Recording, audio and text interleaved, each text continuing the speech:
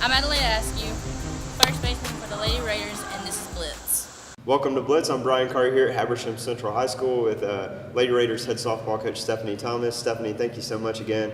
I think you've been on here about 10 or 11 times over the years, so one of our favorite coaches to talk to. Thank you. Now talk about this season so far. You're 7-4, you're 2-2, I believe, in region play, and actually second in the region in terms of run differential, which shows, I would think that you would be satisfied with the way that you're hitting the ball, playing defense, and pitching at this point. Mm-hmm. Yeah, we have. We've done fairly well. We're still missing. We didn't get to play Lanier, so in our region schedule, we missed that game due to rain, so we've got to make up with them. But we're actually starting our second round. We're playing 3 rounds this year, so we're doing something a little bit different in our region. Okay. But so we're starting our second round this week. Okay. And last year you finished just shy of making the state playoffs. It kind of came right down there to the end, and you finished 5th. And, you know, we've said it many times, it's a pretty tough region to be in. This year looks really good right now, especially getting those 2 wins right now. Do you have a sense of how this team feels a little bit different than last year in any way?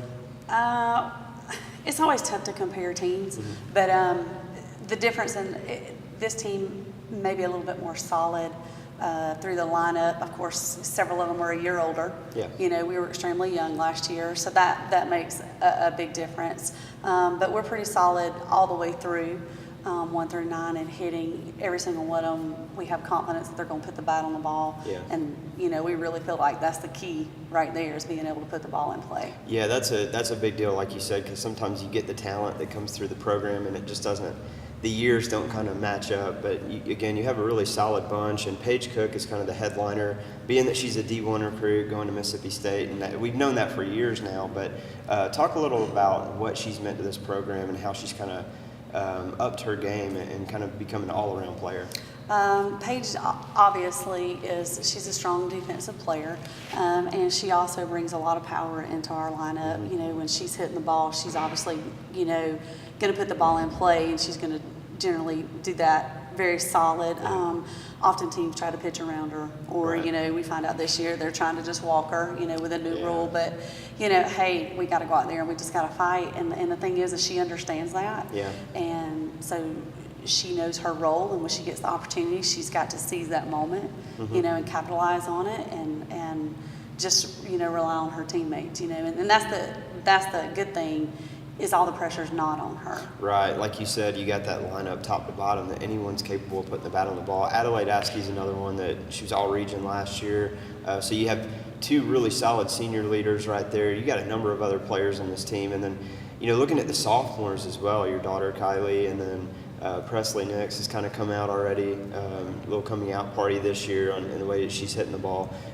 What's that like, being able to have a mix of not just the veteran senior leadership, but the younger girls hitting as well? Well, I mean, obviously, it's a definite plus. You know, the thing is that this team gets along well too, Yeah. and so that helps. But you know, they've really grasped the fact that, you know, when we're out there, we've got to have each other's back. And we talk about that constantly, about how our pitching is going to do so much better, you know, if our defense is playing hard, and if our defense is playing hard, then our pitchers have got to step up and make sure that they're doing what they need to do in the circle.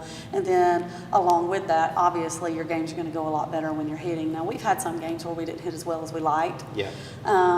But we've come back from that. We've rebounded from that, you know, and it's mainly about executing. You know, we get runners on. We get put in a situation where we got to move the runner and bunt. You know, we've worked really hard to make sure that we're doing that this year.